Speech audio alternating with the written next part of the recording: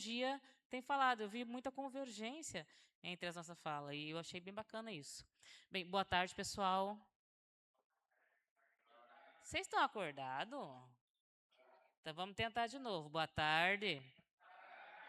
Bora. Pessoal, eu sou professora na Universidade Federal do Mato Grosso do Sul, sou professora no curso de História.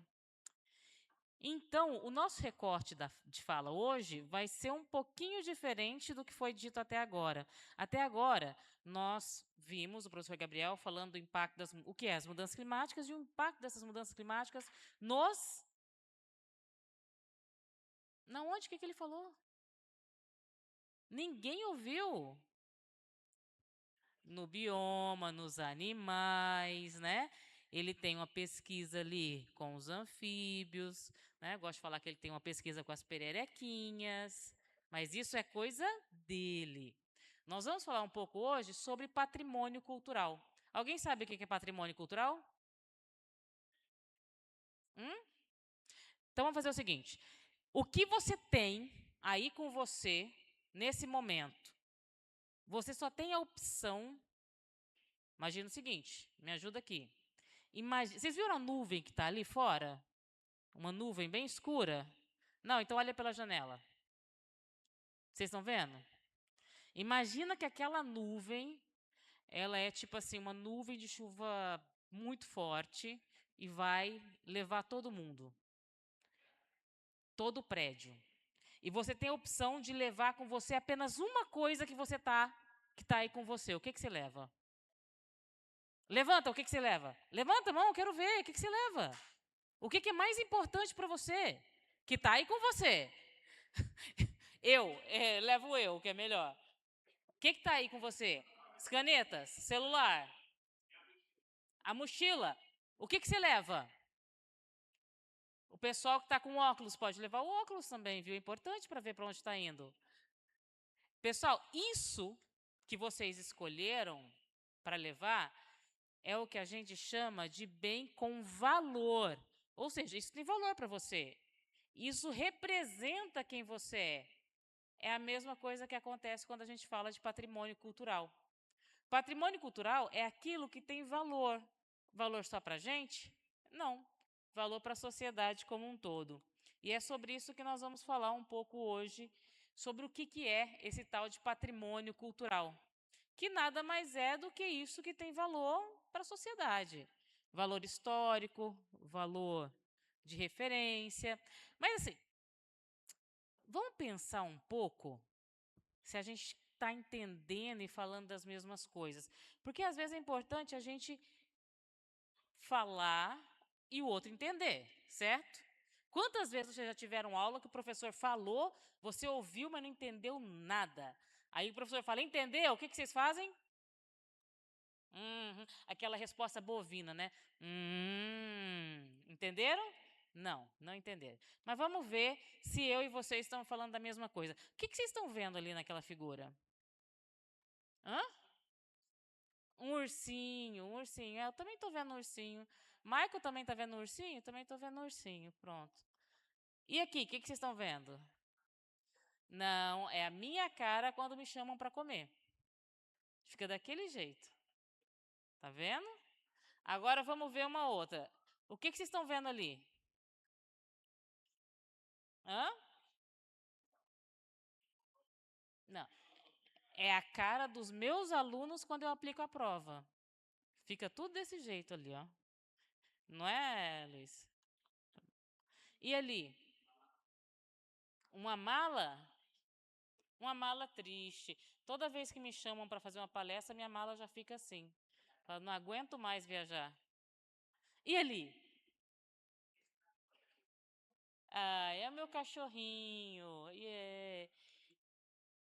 Então, mas a gente precisa ir além das primeiras impressões. A gente vê alguma coisa e imediatamente cria-se uma ideia na cabeça da gente, né?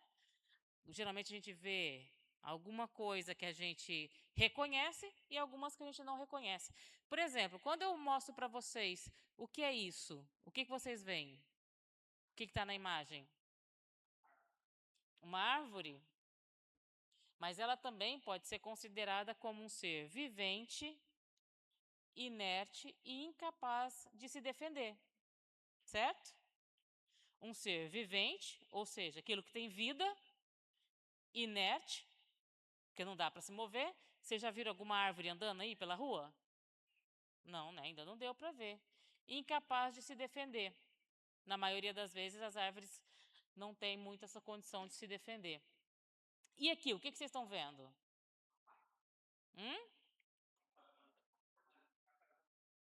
O que mais? Casaril do Porto. Sabe o que eu vejo quando eu olho aqui?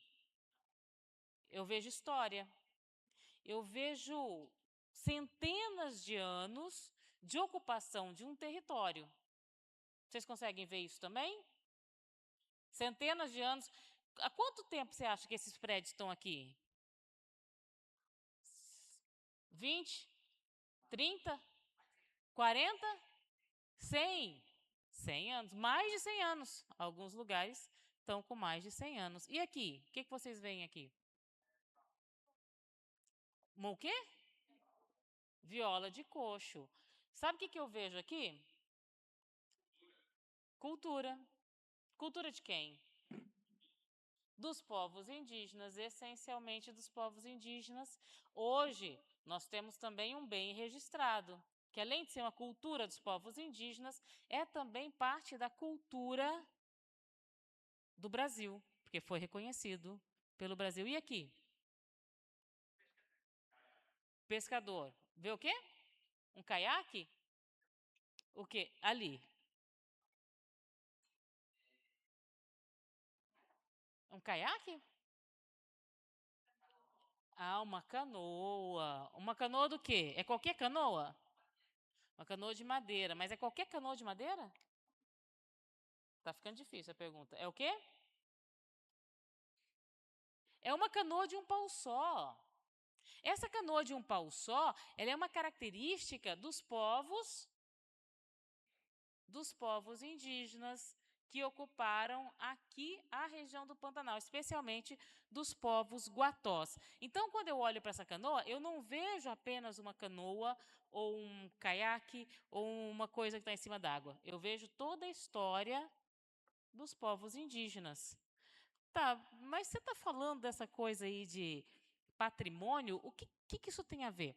Isso tem a ver que gostaria que vocês entendessem o seguinte: quando nós estamos falando de patrimônio cultural, nós não estamos falando de uma coisa, ou uma coisa que está longe da gente, ou uma coisa que é do governo. Nós estamos falando de coisas do dia a dia, do cotidiano, que a gente está andando na rua e a gente está vendo esse patrimônio cultural, ou esses patrimônios culturais. Mas se o patrimônio cultural é importante, por que é difícil para a gente...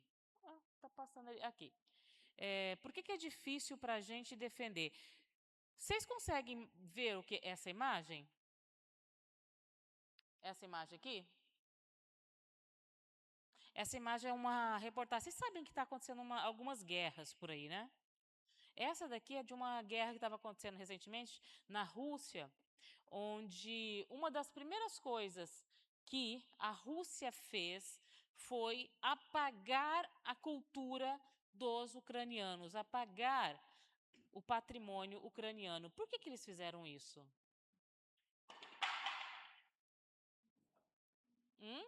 Alguém tem ideia? Por que a primeira coisa... tá guerreando. Por que o cara vai apagar? Ódio, sim. O que mais? Oi? Interesse. Mas interesse em quê? Herança? A ganância também. Mas interesse em quê? Ganância sobre o quê? Exatamente, eles querem conquistar e impor a sua cultura. Mas como é que eles fazem para impor a sua cultura? Ele tem que apagar a cultura do outro. Por exemplo, nós aqui em Corumbá, nós temos uma herança cultural indígena muito grande. E a gente vê essa herança sendo falada? Não, né? Ela foi apagada. E a quem interessa apagar essa cultura? Essa é a mesma coisa que está acontecendo agora com as mudanças climáticas. Tudo aquilo que o professor Gabriel falou agora há pouco sobre as mudanças climáticas, as chuvas, os eventos extremos, elas estão impactando diretamente a memória e a história do nosso povo, da nossa gente, a nossa memória. E quando isso acontece, a gente está observando um apagamento dessa memória. E, obviamente, esse apagamento, alguém vai lucrar com isso, né? Se uma memória apaga, outra memória entra no lugar. Alguém aí assistiu Divertidamente? Divertidamente. Quem assistiu? Aqui ninguém assistiu? Ah, pronto.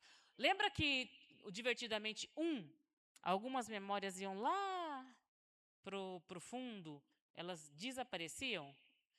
E no lugar delas, não sei se vocês lembram da bolinha vindo da memória, quando passava uma bolinha, a outra já vinha no lugar. Então a memória e o patrimônio é isso. Se você apaga uma memória, se você joga essa memória lá no fundo do poço, a nossa memória, a nossa herança, vem outra no lugar. E essa outra é colocada ali. Ela não é natural. Então, quando a gente observa os bens culturais sendo impactados pelas mudanças climáticas, a gente tem que pensar que esse bem vai ser destruído.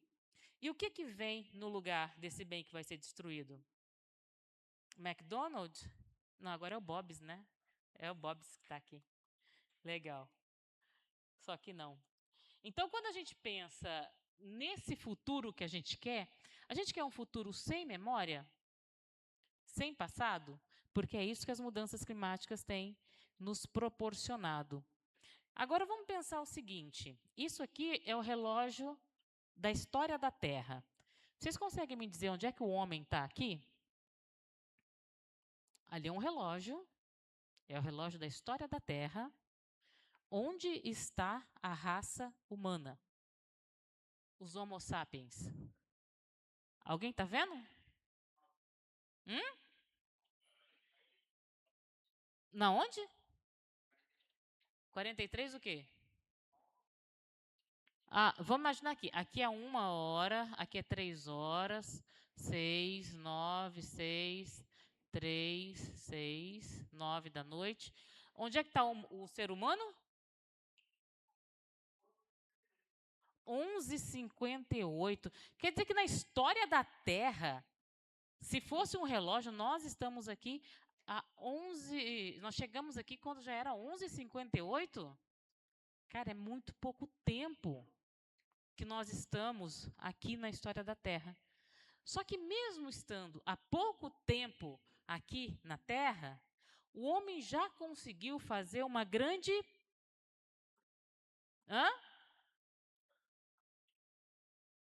bagunça, né? Vamos usar uma palavra bonitinha, uma grande bagunça. Por quê? Como o professor estava falando agora há pouco, nós tivemos todo um contexto de mudança climática que é natural. A Terra tem, naturalmente, os seus processos, tal. Mas o que nós estamos observando agora não é uma mudança natural. É uma mudança que o homem produziu. Do que é feito o combustível que a gente utilizou na maioria dos carros até agora? De? De petróleo. E o petróleo está onde? Está embaixo da terra. Por que é que o homem foi cavucar embaixo da terra para catar petróleo? Ele não tinha mais nada o que fazer? Para ter dinheiro? Pode ser uma questão econômica. Na verdade, tudo gira ali em torno dessa questão econômica, de ter esse poder em mãos. Quando a gente fala de clima, o que vem na mente da gente, como o professor falou, é o tempo. Ah, tá quente, tá frio. Mas o clima, ele é um pouquinho mais complexo. A gente chama de sistema climático. Esse sistema climático envolve a atmosfera, criosfera, biosfera, litosfera, hidrosfera. Agora eu vou fazer a chamada. O que é atmosfera?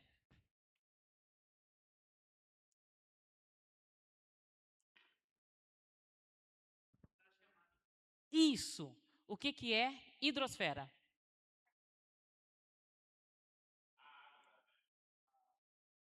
Spoiler. Ele falou, spoiler. O que é biosfera?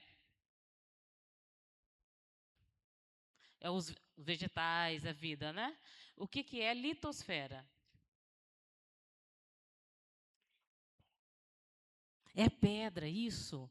O que é criosfera? Hum? Fala de criogenia. Todo mundo joga videogame e já viu a criogenia. Tem a ver com o quê? Tem a ver com gelo. Então, aqui nós temos a atmosfera, as camadas que estão sobre o solo, a criosfera, que é o gelo, a hidrosfera, a litosfera e a biosfera. Tudo isso aqui faz parte do sistema climático. O homem, ele começou a cavucar a terra, tirou o petróleo para fazer as máquinas rolarem por questões econômicas. Isso foi gerando gás, esse gás foi ficando na atmosfera e foi esquentando o planeta, certo? O efeito estufa, exatamente. Quando uma coisa está muito quente, o que acontece com o gelo? Hum? Derrete. Está quente, o gelo vai derreter. Então vamos lá. O homem não tinha mais nada o que fazer, cavucou o solo, esquentou a atmosfera, impactou a criosfera. Se o gelo derrete, esse gelo vai para onde no nosso planeta? Hum? Vai para os oceanos. O que acontece com os oceanos? Sobe. Se tem mais água num lugar, imagina, o lugar já está quente, começa a ter mais água. O que acontece? Hum? Menos terra, isso impactaria diretamente a litosfera.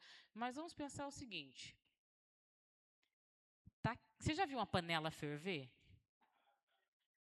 Tem calor embaixo, a água esquenta, evapora, o que fica na tampa? Gotas de água.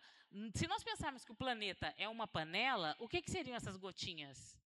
Chuva. Então, nós vamos ter uma influência no regime de chuva, como o professor Gabriel mostrou, e vamos ter uma alteração imensa na biosfera. Gente, também atrelado a isso, os caras ainda influenciaram com chuvas ácidas. Gente, vocês conseguem ver, ter a noção do que o cara não tinha nada para fazer na vida, foi lá, cavou um buraco, pegou uma lama preta, transformou essa lama em combustível e olha o tamanho da caca que ele fez. Estão conseguindo entender? Sim ou não? Sim?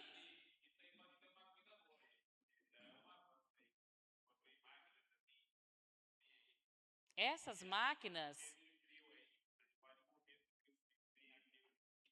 Então, essas máquinas não acabaram não sendo uma coisa tão boa, porque elas acabam prejudicando o ambiente.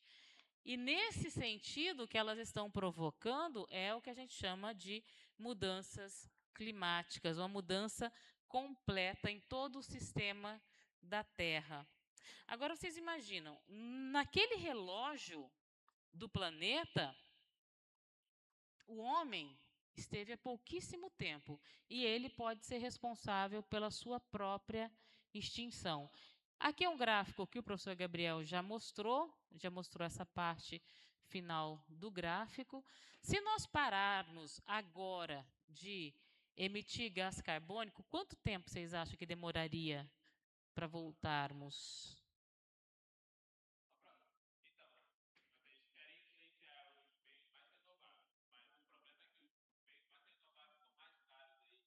Não? Da onde você tirou essa informação?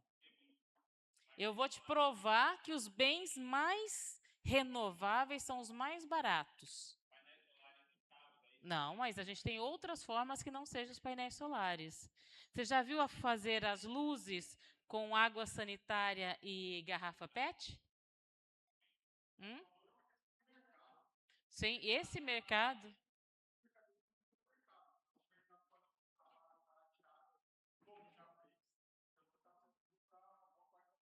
Uhum. Mas isso a gente chama também, a gente consegue também visualizar essa mudança no conhecimento tradicional. Esse conhecimento tradicional ele acaba sendo muito mais ah, barato ou muito mais sustentável a um custo bem mais baixo do que se tem atualmente. E esse conhecimento tradicional ele está diretamente relacionado com o patrimônio cultural e ele pode ser identificado a partir dos mapeamentos de valores que nós utilizamos para fazer esse levantamento. Quando nós pensamos nessas mudanças climáticas e o impacto para o patrimônio cultural, a gente pensa na matriz de gestão de risco, que são os perigos, as vulnerabilidades, as exposições, mas também pensamos nas respostas.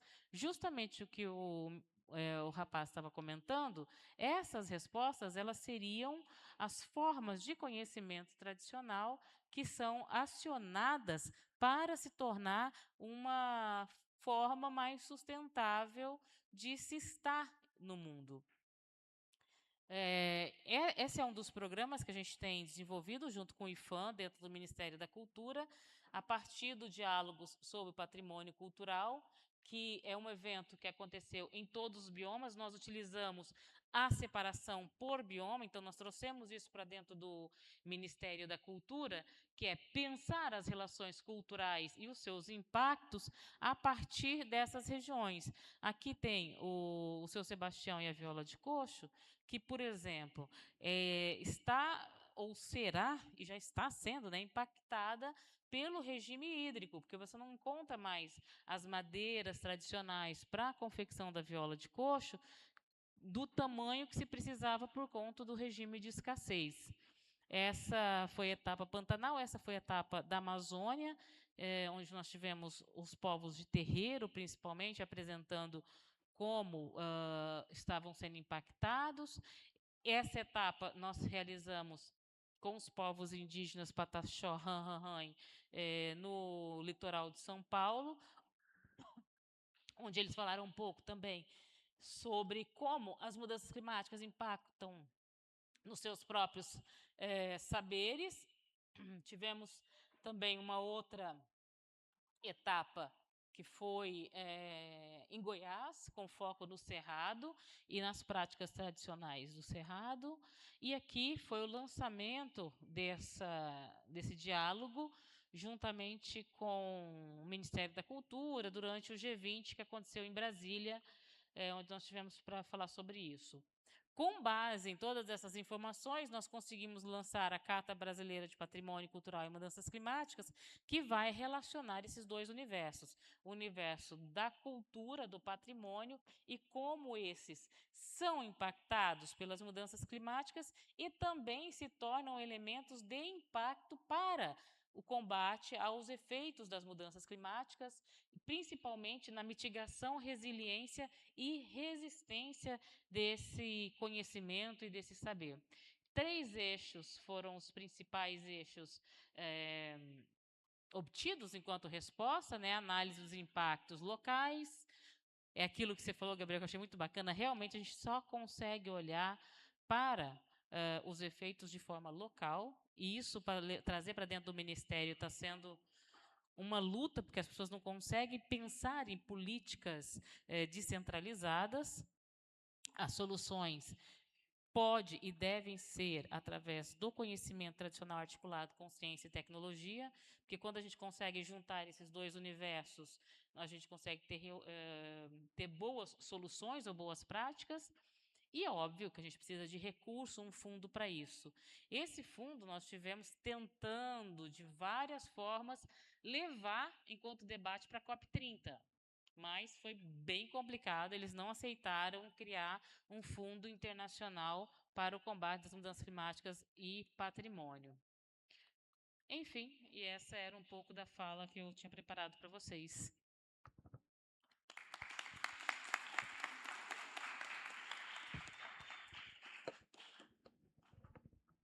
Professora Luana, doutora Luana, muito obrigado pela sua fala.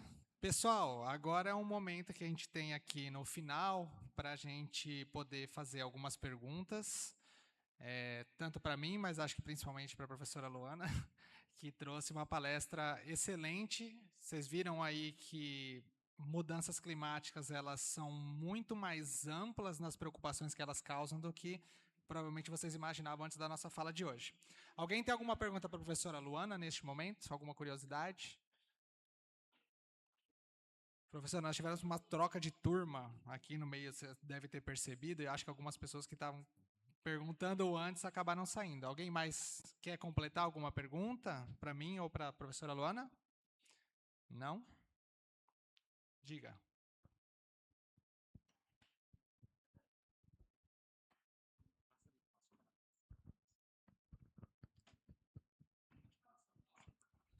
Meu nome é Heitor, eu sou da 20216. Eu queria perguntar uma coisa para o senhor, professor, que a partir de qual momento as pautas que o senhor defende foram levadas mais a sério e tiradas dessas questões da... Acho que o Flávio tem uma pergunta. Eu queria complementar, eu acho que é importante, né, e aí acho que a professora Luana também pode ajudar nessa reflexão. Quando ele fala, né, da questão a partir de quando, né, não sei se existe uma data específica, mas quais são realmente as políticas públicas, tanto do governo federal quanto do governo estadual e também do governo municipal, que nós estamos dentro de uma administração, uma gestão que se organiza em estado, federação, estado, né, Mato Grosso do Sul e município, né? Porque a gente tem que pensar, como você falou aquela hora, né, professora Luana, olhar para a nuvem que está lá no Pantanal, digamos assim, mas ela pode vir para cá, né, e levar a gente para algum lugar, sabe lá onde é, né? E como está essa questão dessas políticas públicas de combate realmente, né? Não sei se você consegue me dar um panorama, alguma coisa assim, porque muitas leis estão só no papel, né? A prática realmente fica difícil.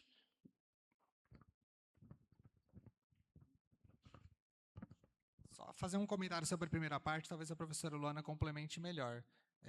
Assim, do ponto de vista de isolar qualquer tentativa de negar o que está acontecendo, isso é uma coisa que eu posso ter certeza que a gente nunca está 100% livre. Tá? A história ela é meio sanfonada, ela vem, as coisas perdem força, ganham força, perdem força, ganham força, dependendo do contexto social e econômico do que está acontecendo. Né? A base vai influenciando tudo o que acontece aqui em cima. Então, assim, eu acho que as coisas melhoraram muito e pioraram muito, não de uma maneira totalmente linear dentro do nosso país. Então, assim, eu vejo que no momento a gente vive um momento um pouco mais positivo, mas a gente já teve um momento mais positivo no passado, intercalado por momentos muito piores. Tá? Então, assim, essas idas e voltas, elas acontecem, elas não são permanentes, mas a gente vê criação de alguns instrumentos, e aí o que acontece? Pelo menos na minha perspectiva, a professora Luana vai complementar muito melhor. Os acordos, eles existem muito no âmbito internacional, de reuniões que são feitas a cada 10, 15 anos, claro, com reuniões pontuais entre uma e outra, são decididos acordos, mas esses acordos poucos são cumpridos, né, eles são muitas vezes pragmáticos, parecem pragmáticos no momento, mas em questão de aplicação não vem. Eu vi, assim, o que eu posso dizer, eu vejo um pequeno avanço recentemente, puxado, só que não é puxado da maneira que eu gostaria. Ele é puxado por alguma coisa ruim que acontece e ele toma resposta. Então, por exemplo, a gente viu pensando na gente localmente, do ponto de vista de biodiversidade, a gente viu ocorrer um avanço grande depois dos incêndios de 2020, no sentido de, o manejo integrado do fogo foi aprovado como lei finalmente. Então, a gente começa a ter decretos emergenciais que começam a preparar o combate ao fogo aqui na nossa região, e o fogo está diretamente relacionado a mudanças climáticas, nesse sentido. Agora, por exemplo, eu vejo uma tentativa de aumentar e melhorar e fortalecer os grupos de discussão política sobre desertificação no Brasil, por exemplo, que é super polêmico. Né? Tem desertificação lá para o Norte e Nordeste, que a gente conhece, existem alguns índices mostrando a desertificação mais concentrada no Pantanal, no último balanço, existem aí algumas contradições, mas nos relatos que você vai vendo, você vai ver que o pessoal está tentando implementar, ganhar força nessas coisas e não consegue, tenta ganhar força e não consegue. O que eu já vi acontecer que realmente dá resultado é pelo menos você ter lançamento de editais. Então essa é uma maneira que o Brasil trabalha bastante, instituições de ensino trabalham bastante, que é você criar um edital que seja temático aquilo para ser combatido. A gente não tem, por exemplo, aqui o edital de meninas e mulheres em pesquisa? A gente tem um edital aqui dentro que é de Meninos e Mulheres em Pesquisa, justamente que nasce de acordo internacional, acordo nacional sobre a realidade da ciência, e uma maneira que uma instituição pode atuar nesse sentido é por um edital que vai trabalhar questões de diferença entre sexos. Então, mesma coisa para mudanças climáticas. Eu tenho visto sair um pouco mais de edital e algumas até empresas privadas financiando algumas coisas para compreender melhor algum aspecto das mudanças climáticas. No meu caso, eu vejo mais para o fogo. Tem bastante proposta saindo de edital de possibilidade de fogo ou de mudança produtiva. Então, por exemplo, transição para uma produção agroflorestal. Então, editais de agrofloresta que estão diretamente relacionados a uma mudança de uma mudança no paradigma, me fugiu a palavra, mas a mudança na maneira, no paradigma de produção que a gente tem, né? Então, a agrofloresta tenta isso justamente de uma maneira mais equilibrada, mais pontuais. Bem, como o professor Gabriel falou, é difícil a gente pensar numa data específica, mas no ponto de vista quando a comunidade começa a se preocupar com as questões ambientais, um dos marcos é a Primavera Silenciosa, que é um livro de 1962. Logo após o seu lançamento, nós vamos ter um grande movimento em prol da defesa do meio ambiente em si, que nós saímos da Segunda Guerra Mundial, onde as pessoas estavam preocupadas em sobreviver a uma ameaça brutal, e começamos a ter uma preocupação em sobreviver a outras formas. Então, vamos ter depois Estocolmo, depois a Rio 92 e vários momentos históricos marcando essa preocupação. Mas é aquilo que o professor Gabriel falou. Hoje, se eu perguntar para você, você sabia que as mudanças climáticas iam impactar o patrimônio e que o patrimônio impacta as mudanças climáticas? Em maioria dos lugares que eu vou, as pessoas fazem uma cara tipo, hã? Sabe? Como assim você vai falar de duas coisas? Não são questões dadas. E do ponto de vista das políticas públicas, nós vamos ter uma transformação do Ministério do Meio Ambiente para o Ministério do Meio Ambiente e Clima há pouquíssimo tempo, com um olhar para essas necessidades. Nós temos um plano clima sendo construído, porque nós tínhamos um plano clima, e essa é uma outra questão que é muito complicada quando a gente fala de clima. A verdade sobre clima em 2005 é completamente diferente da verdade agora. Eu me lembro de ter ouvido o Al Gore falando sobre mudanças climáticas, né, como uma coisa há 100 anos. Cara, daqui a muito tempo a gente não tem que se preocupar. Passou 10 anos, os caras começam, nossa, tá bem aí na porta. Mas a gente ainda tem um tipping point, né? A gente ainda pode mudar ali. Hoje, a última COP foi sobre adaptação. Eu costumo comparar as mudanças climáticas com uma bola de neve lançada de cima de uma montanha. Ela vem devagar, ela vai ganhando velocidade, ela vai ganhando tamanho, e atualmente ela está de um tamanho que a gente só tem duas opções. Ou a gente sai da frente, ou a gente vai ser amassado, atropelado por ela, porque não temos muito para onde correr. Então, do ponto de vista de políticas públicas, nós ainda temos dificuldade em tratar das mudanças climáticas, porque ela é lenta. Porque quando tem um evento extremo, aconteceu no Rio Grande do Sul, todo mundo para falar de mudanças climáticas. Aconteceu os incêndios, todo mundo fala para falar de mudança climática. Desculpa, a mudança climática está acontecendo todos os dias. Devíamos falar disso todos os dias, mas ela só ganha a mídia quando temos os eventos catastróficos. Vai ter um super El Niño esse ano. Chuva, seca, tudo junto e misturado. Aí a mudança climática vai voltar a ser pauta das políticas públicas e o oportunismo falando sobre isso. Né?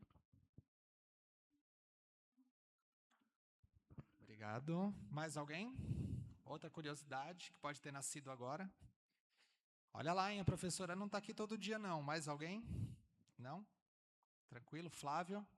Mais curiosidade? Danilo? Não? Então tá, pessoal. Então acho que a gente encerra por aqui. Professora, claro, a professora tem um recado final, gente. Na verdade, calma só um pouquinho. O recado quem vai dar é o meu aluno, o Luiz. Ele esqueceu de vir de sapato, mas vocês não reparem que ele está de chinelo. E ele tem um recado para dar para vocês. Muito obrigado, nossa. Boa tarde. recado que eu tenho que dar é que dia 24, dia 25 e dia 26 vai acontecer a Semana de Arqueologia e História Antiga lá na Universidade não, Campus 3, que fica lá em frente ao Centro de Convenções no Porto. Quem puder comparecer seria, assim, uma presença realmente importante para a gente. Ter essas pautas sendo faladas e ter alunos ouvindo e dispostos a comentar sobre é muito importante. A gente vai ter oficinas também, passeios, como é que fala? Salas com cerâmica, pintura, entre outras coisas. Mas o nosso foco também é, claro, à noite, onde vai ter as palestras, as comunicações e, se possível, como eu falei, participem. É bom porque vocês já vão se inteirando nessa vida acadêmica, caso o interesse de vocês em vir fazer faculdade, biologia, história, entrar nessa área, entender um pouco mais. É isso. Muito bom. Pessoal, nós vamos ter oficina de numismática lá, que é o estudo das moedinhas. Tá vendo um professor de Campo Grande com umas moedinhas bem legais aí de César e umas coisas assim para fazer. Olha, eu não entendo nada de numismática, é ele que vai dar. E vamos ter também de geoprocessamento. O Adalto vai dar uma oficina de geoprocessamento de 24 e 25 à tarde, lá na unidade 3. Tá? Então, se vocês puderem ir, quiserem ir, vai ter diploma, vai ter certificado. Tá? Quem quiser já ter hora de extensão, hora extra de atividades, estejam convidados. Mais uma vez, a gente agradece. A gente só quer tirar uma foto final.